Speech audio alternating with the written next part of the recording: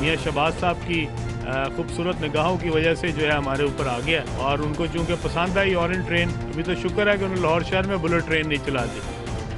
300 अरब में से मेरे ख्याल में 100 अरब उन्होंने अपने अकाउंट में ट्रांसफ़र कर लिया या बच्चों के अकाउंट में ट्रांसफ़र कर लिया, और बाकी जो है वो आवाम के लिए तोहफ़ा दे गए हैं कि अब आप 5 साल के बाद एक सिर्फ प्रोजेक्ट की रनिंग कॉस्ट जो है वो 10 अरब रुपया महीना होगी।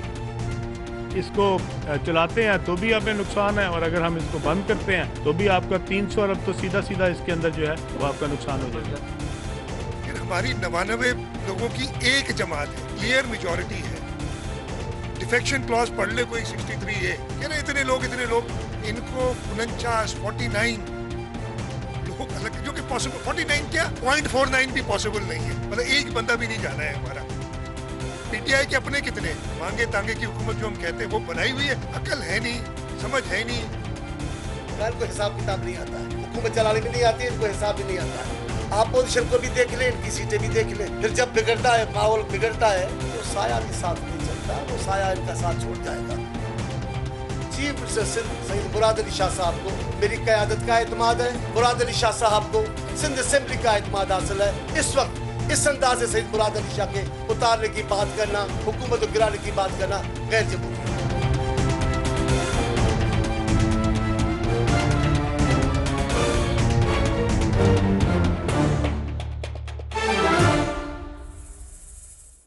अस्सलाम वालेकुम। इख्तलाफ राय में मैं हूँ इकरा हारिस, आपको खुशामदीद कहते हैं और नए साल की मुबारकबाद भी आपको पेश करते हैं। 2019 आवाम की बहुत सारी उम्मीदें इस साल से जुड़ी हुई हैं। आवाम उम्मीद करते हैं कि आने वाला साल उनके लिए कम मुश्किलात लेकर आएगा। आवाम ये भी उम्मीद करते हैं कि उनसे महंगाई की जान छूट जाएगी। जिस तब्दीली पर उन्होंने वोट दिया था वो तब्दीली उन्हें वाज़े नजर आना शुरू हो जाएगी। लेकिन अफसोस, जो पिछले आशारिये पिछले साल के रहे और जो इंदिए हमें मिल रहे हैं वो अच्छे नहीं है। सबसे पहले आगाज कर ले आज की एक और अहम खबर जो है वो है ऑरेंज ट्रेन का मामला।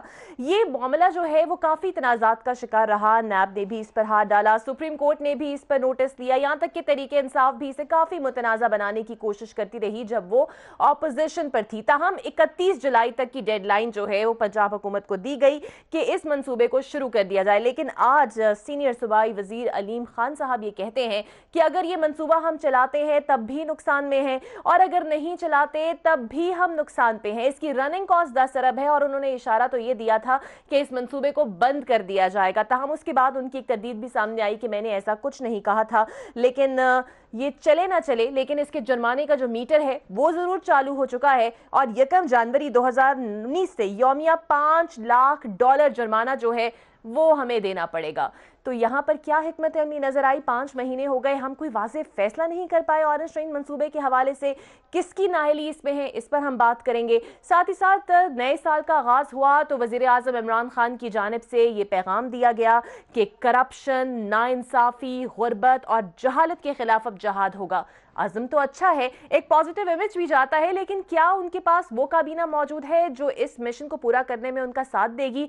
क्योंकि जहां से भी सुनो ऑपोजिशन की कोई भी जमात हो वो तो ये कहती है कि आपको हुकूमत चलाना नहीं आती, अकल आपको है नहीं और किसी भी तरह से कोई भी पॉलिसी अब तक 5 महीनों में वाजे नहीं हो पाई और मुसलसल ये तनकीद ऑपोजिशन के हलकों से सामने आ रही है। स्टॉक मार्केट की सूरत हाल का हम जायजा ले लें तो उसके अशारिये भी कुछ अच्छे नहीं मिल रहे। स्टॉक मार्केट जो है उसकी बात करें तो 8% तक स्टॉक एक्सचेंज जो है वो गिरा है। साथ ही साथ 2018 जो है वो मंदी का साल रहा।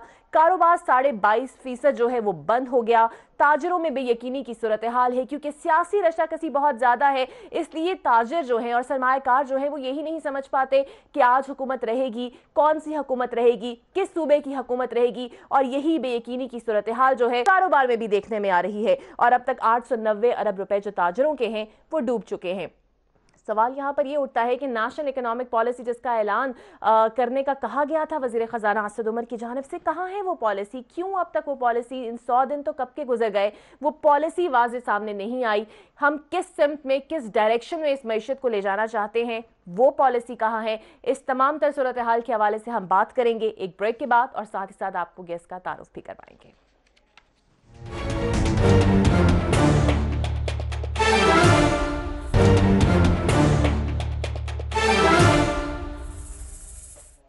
Welcome back. अपने गेस्ट का तारुफ आपके साथ करा दूं। कराची से हमारे साथ मौजूद होंगे पाकिस्तान पीपल्स पार्टी के सीनियर रहनुमा और साबिक सूबाई वजीर निसार खोड़ो साहब हमारे साथ मौजूद हैं। साथ ही साथ पाकिस्तान मुस्लिम लीग नवाज के सीनियर रहनुमा राना मोहम्मद अफजल साहब हमें ज्वाइन कर रहे हैं और कुछ ही देर में पाकिस्तान तहरीक इंसाफ के रहनुमा हुमायूं अख्तर खान भी इस प्रोग्राम का हिस्सा होंगे। इससे पहले कि हम डिस्कशन का आगाज करें, पहले आपको दिखाते हैं कि अवाम आखिर क्या उम्मीदें लगाई बैठी है इस आने वाले साल से। मुझे तो ऐसा लगता है जी कि ये 2019 आने वाला इंशाल्लाह नेशनल लेवल पे मुल्क के लिए बड़ा अच्छा साल होगा। गवर्नमेंट की डायरेक्शन जो है वो बिल्कुल सही है। जी बिल्कुल, हम बहुत पॉजिटिव हैं। वी आर वेरी होपफुल कि 2019 will be an excellent year for our economy. हम सब मिल के इंशाल्लाह इस पाकिस्तान के काम करेंगे सो दैट हम लोग सब एज अ वन नेशन, ताकि हम दुनिया में तरक्की कर सकते हैं और पाकिस्तान का नाम रोशन कर सकते हैं। We should take our part to do something for our country and make it a prosperous country and 2019 को हमें और अच्छा बनाना चाहिए। दूसरे जगहों पे जाते ही करते हैं, कोशिश यही होती है कि हमारा भी ऐसा ही मुल्क हो, ये हो, तो उम्मीदें तो इंशाल्लाह अच्छी हैं। अब 2019 के अंदर बहुत सारी चीज़ें अच्छी होंगी as in our government would improve. 2019 का जो ईस्वी साल नया शुरू हुआ है तो हमें उम्मीद है कि इंशाअल्लाह अज़ीज़ पाकिस्तान जिन क्राइसिस से गुज़र रहा है तो इंशाअल्लाह हमारी आवाम गवर्नमेंट ऑफ पाकिस्तान के साथ और अफवाज पाकिस्तान के साथ मिलकर जो मुल्क के हालात हैं उसको बेहतर से बेहतर करने के लिए अपना भरपूर अदा करने के लिए बहुत ही पुरजोश है। बात यह है कि साल तो हर साल बदलता है, मज़ेदारी तब है जब हालात बदलेंगे, ठीक है ना।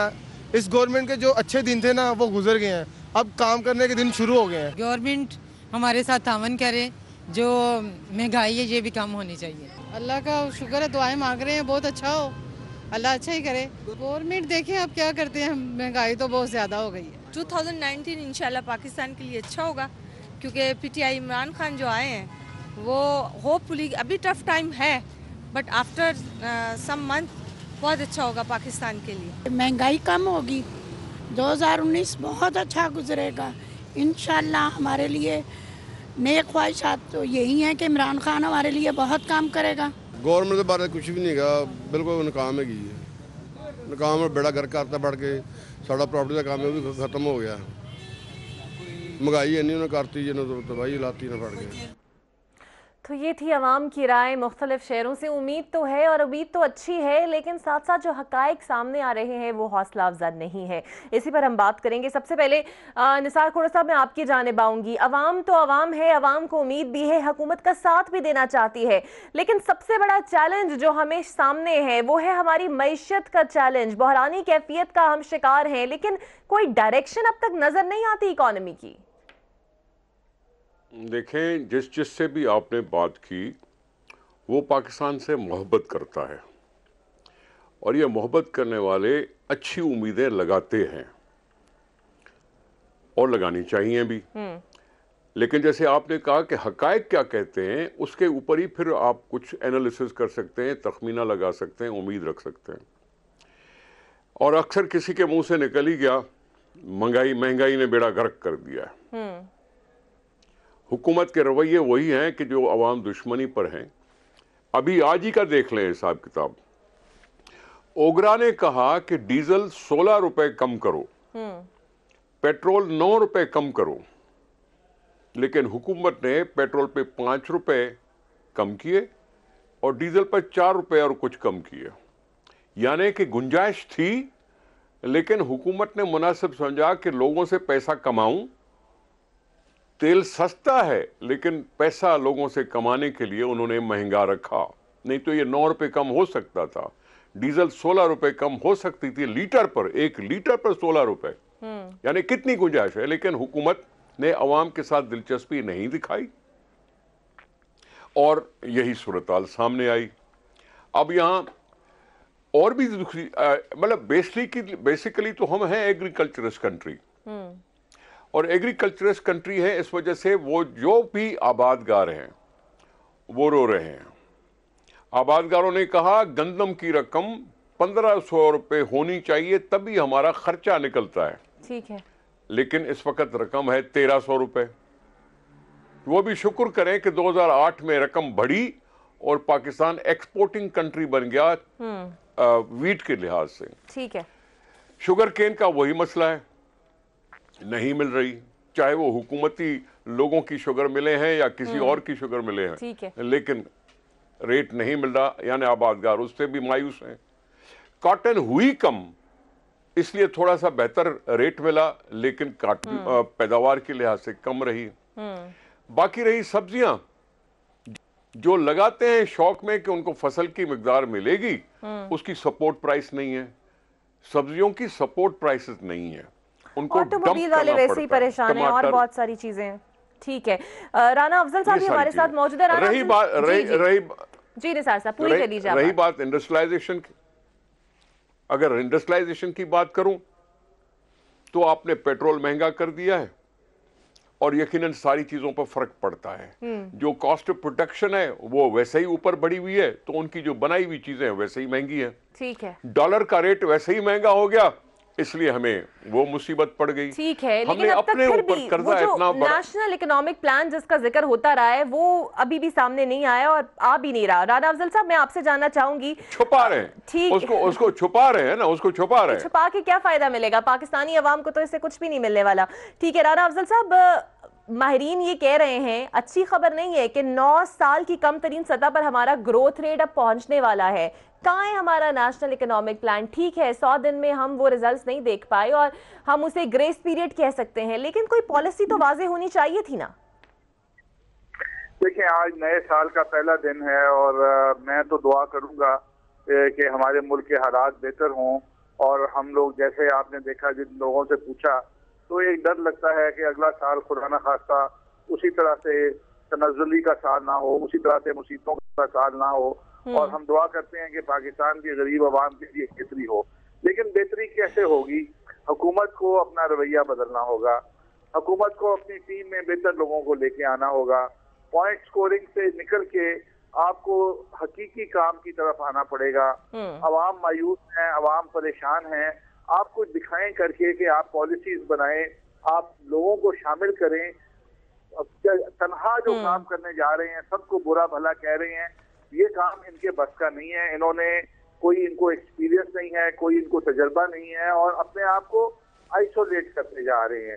पार्लियामेंट में भी इन्होंने अपने आप को आइसोलेट कर लिया है और अवामी सतह के ऊपर भी लोगों के अंदर जो मायूसी फैली है, पाकिस्तान की तस्वीर जो बाहर जा रही है, फॉरेन डायरेक्ट इन्वेस्टमेंट जो है वो बिल्कुल रुक गई है पाकिस्तान के अंदर। अभी खोड़ो साहब ने इतना दुरुस्त कहा कि जब आप पेट्रोल की कीमतें बढ़ा देंगे तो आपके पाकिस्तान में हर चीज की कीमत बढ़ जाएगी, यहाँ तक कि जो चीजें आप मैन्युफैक्चर करेंगे वो बैरून मुल्क, जब आप उसको आपकी कॉस्ट ऑफ प्रोडक्शन बढ़ जाएगी, आप बैरून मुल्क के मुल्कों के साथ मुकाबला नहीं कर सकेंगे।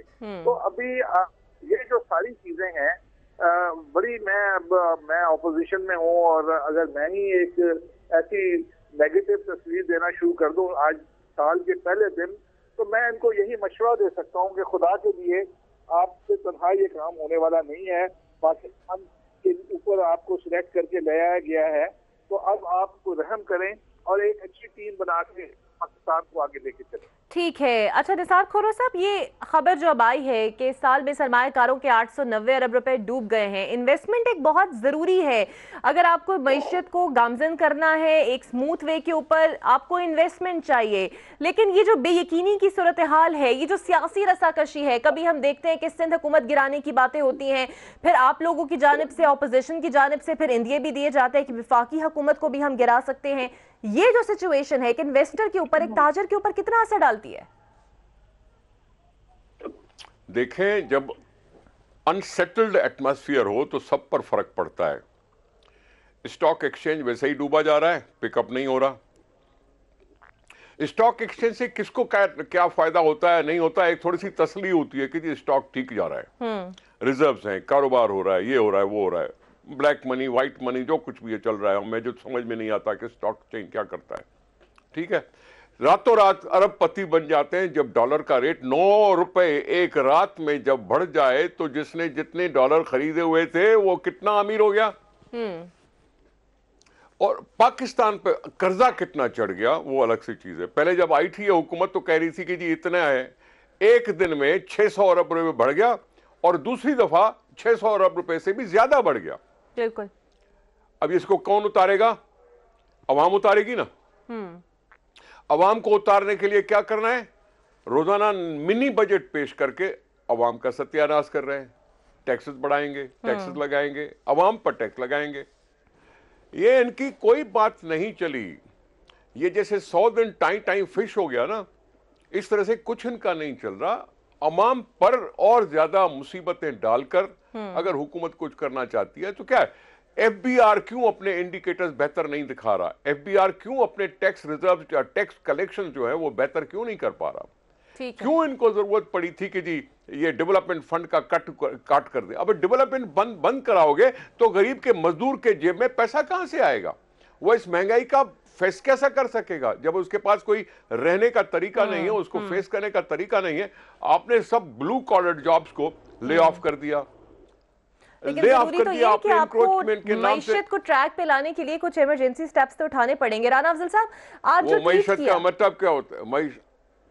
मईशत का मतलब क्या होता है कि बाबा जो रोजगार चले, कारोबार चले, लोगों के पैसे जेब में आए तो वो बाजार जाएं तो फैक्ट्रियों की बनी हुई चीजें खरीद सकें। खरीद की ताकत अगर खत्म हो रही है तो फिर कैसे आप चलेगा? फिर वो डंप करेंगे सारी चीजें। बाहर आप बेच नहीं सकते कि आपकी क्वालिटी अच्छी नहीं है। ठीक है राना अफजल साहब, तो मैं आज तो इस हुकूमत के पास सही जी राना अफजल साहब से भी जान रहा आज इमरान खान साहब ने ट्वीट किया है साल के पैगाम में कि वो गुर्बत, जहालत, करप्शन और नाइंसाफी के खिलाफ जहाद के अज़्म का इजहार करते हैं। ठीक है, एक पॉजिटिव मैसेज है, पॉजिटिविटी इससे बढ़नी चाहिए, लेकिन क्या मतलूबा टीम है हमारे कप्तान के पास जो ये सब गोल्स अचीव कर सके? देखिए, एक पॉलिटिकल लीडर के आज वो प्राइम मिनिस्टर हैं और नए साल का पैगाम यकीनन वो लोगों को एक तसल्ली देंगे कि जी हम बेहतरी कर लेंगे। लेकिन देखिए, हम ऑपोजिशन में हैं और हम ये चीज चाहते हैं कि मुल्क की बेहतरी हो, लेकिन उसके आसार नहीं है। जैसे मैंने पहले भी कहा कि आज जो हो गया इसको अगर हम पीछे छोड़ दें तो आगे के लिए हमें कोई टीम में तब्दीली लेके आए, कोई रवैयों में तब्दीली लेके आए, कोई अब बताएं कि हमने क्या पॉलिसी अडॉप्ट करनी है। ये तो बिल्कुल एक हुकूमत ने कोई डायरेक्शन नहीं दी, तो फिर अवाम जो है अब यहाँ पे जिन लोगों ने कारोबार नए शुरू करने हैं और उन्होंने नौकरियां फराहम करनी है, उनके लिए कारोबार करना पहले से 30-40% महंगा हो गया है। कर्जे जो है वो 100% से ज्यादा महंगे हो गए। 6% पे कर्जा मिलता था, आज वो 13% पे चला गया है। अगर किसी ने फैक्ट्री एक लगानी थी 1 करोड़ रुपए की, आज उसकी फैक्ट्री 1 करोड़ 30 लाख ऊपर उसको चाहिए, 30%। वो 1 करोड़ ही पता नहीं कैसे पूरा कर रहा था, वो 30 लाख कहाँ से लेके आएगा? तो हमें इनको रोड मैप देना होगा, इनको चंद सेक्टर्स को प्रायोरिटी देनी होगी और फिर आपको लोगों को साथ लेके चलना होगा। इसी का नाम राना अफजल साहब है नेशनल इकोनॉमिक प्लान की। इसको वाजे करें, बताएं मौशी पॉलिसी है, आप अगले 5 सालों में किस तरह मईशत को जो है वो चलाएंगे, किसके लिए कितना आप इंसेंटिव रख रहे हैं, ये तमाम चीजें जो थी वो वाजे होनी चाहिए थी, लेकिन वो अभी तक नजर नहीं आ रही। एक ब्रेक लेते हैं और ब्रेक के बाद बात करेंगे जो ऑरेंज ट्रेन के मंसूबे के हवाले से लगता ऐसे है कि पंजाब हुकूमत तजब्जुब का शिकार है।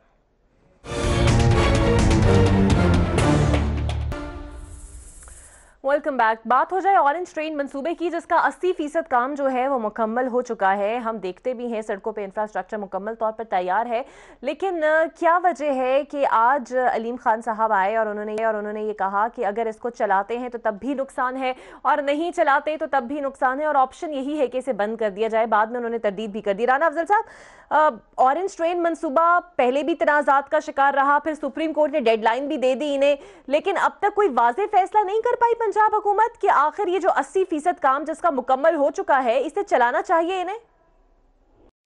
देखिए, इसके ऊपर तो सुप्रीम कोर्ट भी फैसला दे चुका है कि इसको मुकम्मल करना चाहिए। दुनिया के हर मुल्क के अंदर मास ट्रांजिट सिस्टम्स हैं। अभी नई दिल्ली के अंदर जो सिस्टम बन रहा है वो पाकिस्तान के सिस्टम से 5 गुना महंगा है। वो अंडरग्राउंड भी है और ओवरग्राउंड भी है। 5 गुना उसकी कीमत ज्यादा है और अर्बन ट्रांसपोर्ट दुनिया के हर कैपिटल में सब्सिडाइज होती है और उसके बड़े फायदे और तरीके से आपको हासिल होते हैं। पीटीआई शायद इसको इसलिए मुकम्मल नहीं करना चाहती कि ये क्रेडिट जो है इसका मियां नवाज शरीफ PMLN को जाएगा, शहबाज शरीफ साहब को जाएगा और इसके ऊपर इसकी जितनी डिले होगी इसके ऊपर गवर्नमेंट के ऊपर चार्ज भी पड़ेगा और इसके ऊपर लॉसेस भी होंगे। वो तो हो रहा है जी, यौमिया $5 लाख जुर्माना 1 जनवरी से जो है उसका इतलाक हो चुका है, नहीं चल रही ट्रेन, नुकसान हो रहा है। उसके ऊपर वो हो रहा है और फिर ये कहेंगे जी ये नून लीग की गलती से हुआ है। देखिए, डेवलपमेंट प्रोजेक्ट कभी भी ऐसे होते हैं कि जो एक हुकूमत के टेन्योर में पूरे नहीं होते, और इसके ऊपर पीटीआई के ही लोग थे जिन्होंने एनवायरनमेंट के इश्यूज खड़े किए और इस किस्म की चीजें की और इस प्रोजेक्ट को डिले किया। अच्छा राना अफजल साहब, हर प्रोजेक्ट को शुरू करने से पहले एक फीजिबिलिटी रिपोर्ट होती है जिसके बाद इसे पास किया जाता है। ये कह रहे हैं कि महाना हमें अरबों रुपए चाहिए इस प्रोजेक्ट को रन करने के लिए, हमें 10 अरब इसकी रनिंग कॉस्ट है। फिर वो कहते हैं कि 300 अरब थे, 100 अरब शहबाज शरीफ ने अपने अकाउंट में डाल लिए या बच्चों के अकाउंट में डाल लिए। तदारुक तो होगा नून लीग को इसकी रनिंग कॉस्ट का। मैं सिर्फ ये कहूँगा कि अगर इनको ये खतरा है कि नुकसान होगा तो फिर आवाम की खिदमत करके नुकसान उठा लें। उसको बंद करके जो नुकसान होगा उससे आवाम की खिदमत होगी और नुकसान उससे भी ज्यादा होगा। तो चले आप आवाम को एक अच्छी सहूलत दे दें, उसके अंदर अगर आपको नुकसान होगा तो किराया महंगा कर रहे हैं, कोई टैक्सेस और लगा लें, लेकिन आवाम को सहूलत तो दे दें। ये आवाम का ही नहीं सोचते। इसको बंद करना एक जुल्म होगा पाकिस्तान की इकोनॉमी के साथ और पाकिस्तान के आवाम के साथ। ठीक है निसार खोड़ा साहब, चूंकि ये मंसूबा लाहौर का है, मेट्रो के ऊपर भी बातचीत होती रही, अब ऑरेंज ट्रेन के ऊपर जो पंजाब हुकूमत है, लग ऐसे रहा है कि अब तक फैसला नहीं हो पा रहा इनसे इसको चलाना है या नहीं चलाना है। ठीक है कि अगर नुकसान है, लेकिन इस 80% जिसका काम मुकम्मल हो चुका है उसे बंद करना तो हल नहीं है। देखें, लाहौर में हो या कहीं और हो, ये मेरा मुल्क है और ये मेरे मुल्क को अगर मॉडर्न करने के लिहाज से, सहूलतें फराहम करने के लिहाज से, मास ट्रांजिट को राइज करने के लिहाज से अगर कोई चीज़ है तो ये कल के लिए अच्छी चीज़ है। फीजिबिलिटी बनी, उसकी सारी अखराजात का भी नज़र में था। शायद ये सीपैक का ही है एक मंसूबा, मुझे जहाँ तक थोड़ा बहुत याद पड़ता है। जो कुछ भी है पाकिस्तान के पास माशाल्लाह खरबों रुपए की बजट होती है, खरबों की, और खरबों में ये चीज़ जाहिर है बिल्ड, ऑपरेट और ट्रांसफ़र के बुनियाद पे बनी होगी। जिन्होंने पैसा लगाया है, ये पब्लिक प्राइवेट पार्टनरशिप का अगर एक मुआहदा है तो उसमें जाहिर है उधर से चलने से ही उनकी कुछ ना कुछ इनकम होगी।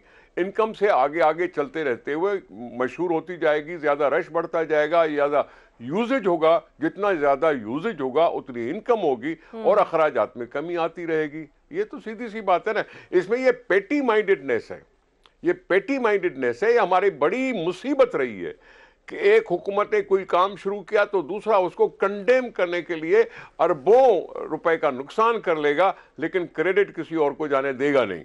ये पेटी माइंडेडनेस है जिससे पाकिस्तान को ओवरऑल नुकसान पहुंचता है। ये होना नहीं चाहिए, काम होना चाहिए।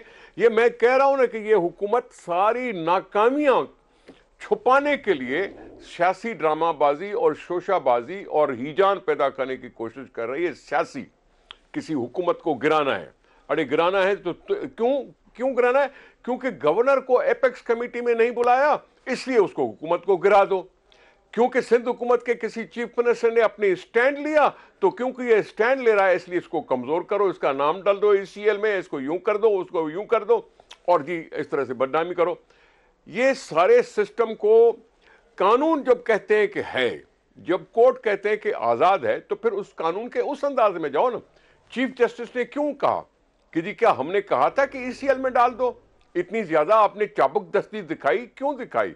चलो फिर अगर चीफ मिनिस्टर सिंध अगर ECL में है तो पंजाब का चीफ मिनिस्टर भी ECL में आ जाए, परवेज खट्टक भी ECL में आ जाए, अलीम खान भी ECL में आ जाए और अलीमा खान भी ECL में आ जाए और सारे ECL में आ जाए। साहब ने कहा भी है कि वो इस्तीफा दे दे, CM KP जो हैं वो नैब ज़दा हैं, उन्हें इस्तीफा दे देना चाहिए। वो अपनी जगह पे इस्तीफे आए ना आए अलग से इशू है, लेकिन मैं तो लेकिन आपके वज़ीर आला से भी तो मांगा जा रहा है ना। मैं अर्ज वही कर रहा हूं कि भाई जहां एक तो बड़ा इसूल है ना कि जी जब तक कोई जुर्म साबित ना हो जाए तब तक सब बेगुनाह हैं। इसको तो आप मानेंगी ना, सारी दुनिया मानती है। जो इल्जाम लगा रहा है उसके ऊपर ऑनेस्ट होना चाहिए, उसको प्रूव करने के लिए कि हाँ जी इसने वाकई गुनाह किया है।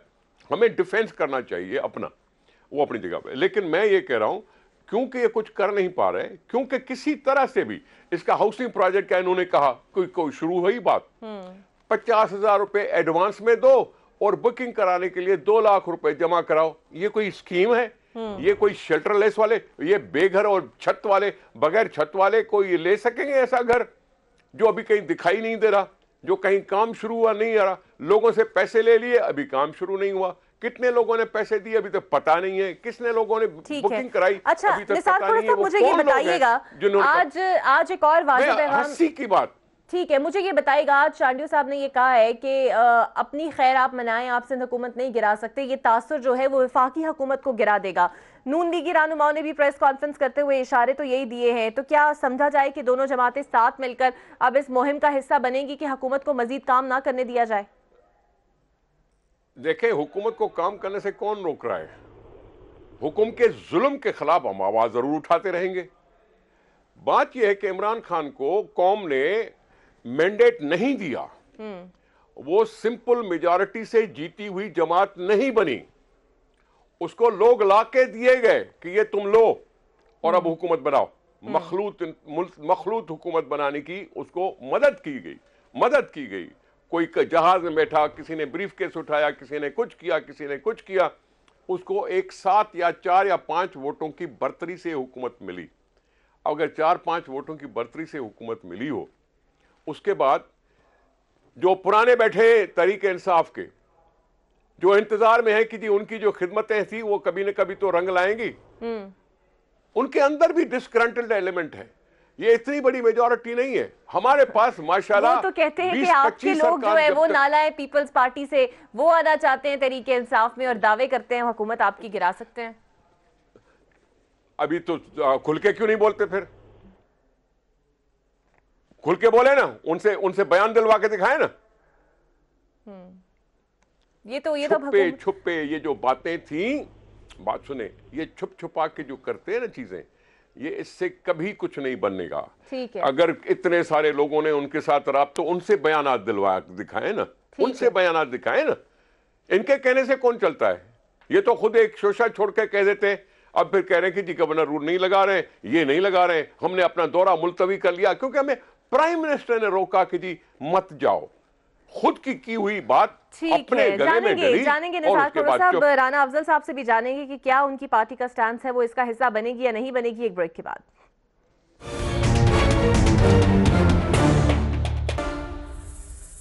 Welcome back. राना अफजल साहब और निसार खोड़ा साहब हमारे साथ पहुंचे थे। राना अफजल साहब, अब ये जो इंडिया आज आए हैं, खुर्रम दस्तगीर साहब ने भी प्रेस कॉन्फ्रेंस की, राना तनवीर साहब भी मौजूद थे। वफाकी हुकूमत से नाला और उनकी परफॉर्मेंस से नाला तो आप लोग भी हैं, तो जो इशारे मिल रहे हैं इन हाउस तब्दीली के, क्या नून लीग हिस्सा बनेगी इसका पीपल्स पार्टी के साथ मिलकर, कोई चलाई जाएगी हिकमत अमली? राना अफजल साहब से हमारा राब्ता मुनक़ता हुआ है। निसार खोड़ा साहब बताइएगा, ये इन हाउस तब्दीली की जो बातें हैं, 2019 में ऐसी कोई तब्दीली देखेगी आवाम? देखें, बात सुने, हमें उजलत नहीं है। इमरान खान साहब को हम जैसे कहते हैं ना कि हम सियासी शहीद बनाना नहीं चाहते, ये हमारा मौक़िफ़ था कि जी बहुत जल्दी है और इतना करने की ज़रूरत नहीं, हम जमहूरियत को डीरेल नहीं करना चाहते, किसी सूरत में जमहूरियत को डीरेल नहीं करना चाहते। इन हाउस तब्दीली डेमोक्रेसी में होती है, ये कोई बात नहीं है कि नहीं होती, और ये डेमोक्रेटिक तरीका है कि अगर हुकूमत पर एतमाद न रहे तो उसको चेंज किया जा सकता है, अगर मेंबरान चाहें तो।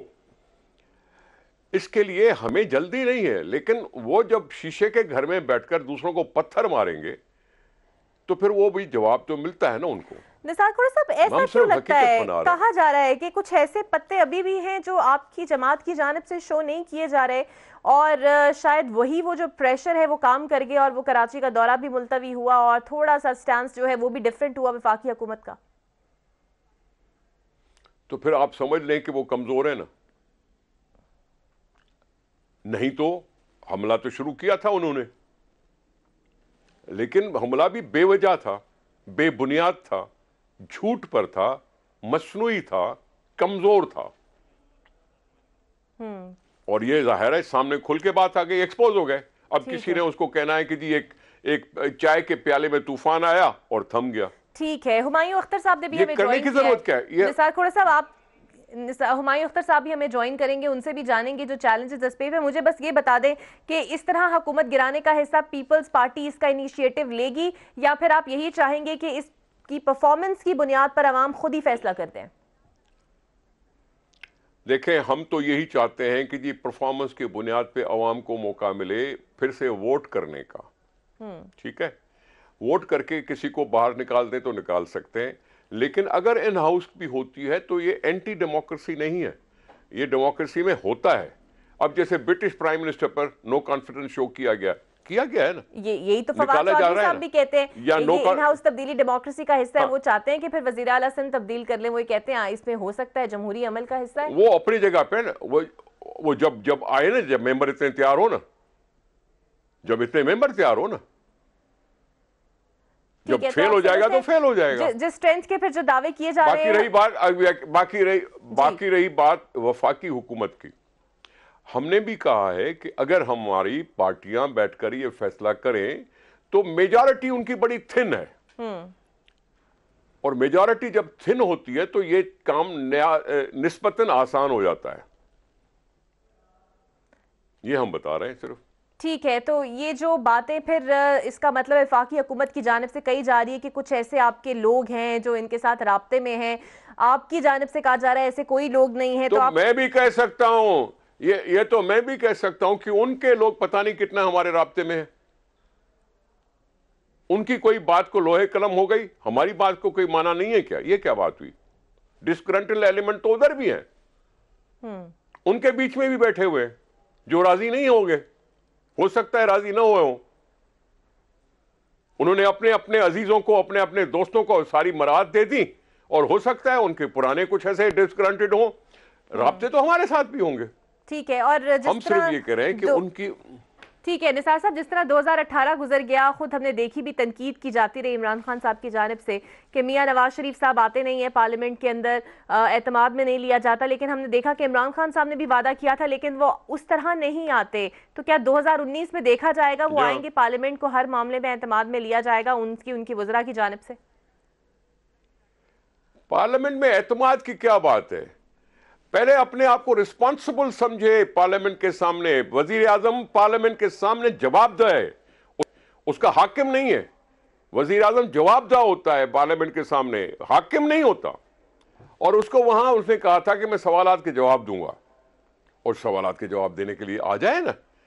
यह नहीं है कि फवाद चौधरी खड़े होकर और सेनेट के चेयरमैन की बेइज्जती कर ले। फवाद चौधरी वहां जवाबदार है, वहां हाकिम नहीं है। इसलिए उस पार्लियामेंट की इज्जत करना पहले वो सीखे, क्योंकि इन लोगों ने तो पार्लियामेंट के बाहर जब धरना दिया था तो पार्लियामेंट पे लानतें भेजी थी, 2 नंबरी कहा था पार्लियामेंट को। वो भी तो अवाम के वोटों से जीत के आए थे ना, उनको 2 नंबरी कहते थे क्योंकि खुद किसी हुकूमत में नहीं थे। इसलिए अब ये हुकूमत में है तो पार्लियामेंट की इज्जत तो करें ना, आए ना वहां, उनके सामने जवाबदेह हो ना, खड़े होकर बताए ना कि क्या उन्होंने किया क्या नहीं किया। एतमाद में कौन लेता है? एतमाद की क्या बात है? एतमाद में हमने कोई उनके साथ थोड़ी बैठे हैं, हुकूमत में थोड़ी बैठे हैं कि जी हमें बता देगा, हम सर नीचे करके बैठ जाएंगे, हाँ जी बहुत अच्छा बहुत अच्छा बहुत अच्छा। हम अपोजिशन में है तो हम हक रखते हैं उनसे पूछने का, क्रिटिसाइज करने का हक रखते हैं। ठीक है, तो फिर 2019 में समझा जाए कि पाकिस्तान पीपल्स पार्टी जो है अब वो टफ टाइम देने वाली है नून लीग के साथ मिलकर हुकूमत को, परफॉर्मेंस की बेस पे या फिर इस सियासी रसाकशी की बेस पे? देखें, मैं गुजारिश कर लूं, हम अपोजिशन में वैसे ही बैठे हैं, वो भी अपोजिशन में बैठे हैं, हम भी अपोजिशन में बैठे हैं। अगर माहौल ऐसा बनता है तो जाहिर है अगर मुल्क को नुकसान कोई पहुंचा रही है हुकूमत, तो फिर हम चुप कैसे रहेंगे? हम क्यों चुप रहें? मुल्क को अगर नुकसान पहुंच रहा है, अवाम को तकलीफों में इजाफा हो रहा है, तो अवाम की तकलीफों में हम क्यों नहीं आंखें खोलेंगे, क्यों नहीं कुछ बोलेंगे, क्यों नहीं कुछ करेंगे? जी हाँ, तो आप करेंगे जो जिसका इशारा आज मौला बख्श शांडियो साहब ने भी दिया, करेंगे? यही मेरा सवाल आपसे एक दफा फिर है, ऐसी कोई ऑप्शन ज़ेरे गौर है पीपल्स पार्टी की नजर में? मैं गुजारिश कर लूं, ये सारी बातें सियासी जमातों के जहन में होती हैं। मैं सिर्फ बता रहा हूं, जब हम खुल के कह रहे हैं, अभी जब बिलावल साहब ने कहा जरदारी साहब अगर हुक्म दें तो हम 1 हफ्ते में यूं कर लेंगे, मतलब कि कोई ना कोई रोक रहा है कि पार्लियामेंट को इतना अपसेट न करो जल्दी। इसका मतलब क्या है? इसका मतलब क्या है कि बाबा इतनी ज्यादा डेमोक्रेसी में इतनी हलचल न मचाओ, किसी और के हाथ में आ जाए। ठीक है, ठीक है, तो हम अपनी तवज्जो दो अवाम पर, जो अवाम चाहती है कि उनकी जिंदगी बेहतर हो उस पर तवज्जो दो। ये जो सियासी शोबदाबाजियां हैं ना, इनको थोड़ा सा ठंडा रखोगे तो अच्छा होगा। पहली दफा हुकूमत मिली है, बदहजमी न दिखाओ, बदहजमी न दिखाओ, हम ये कह रहे हैं।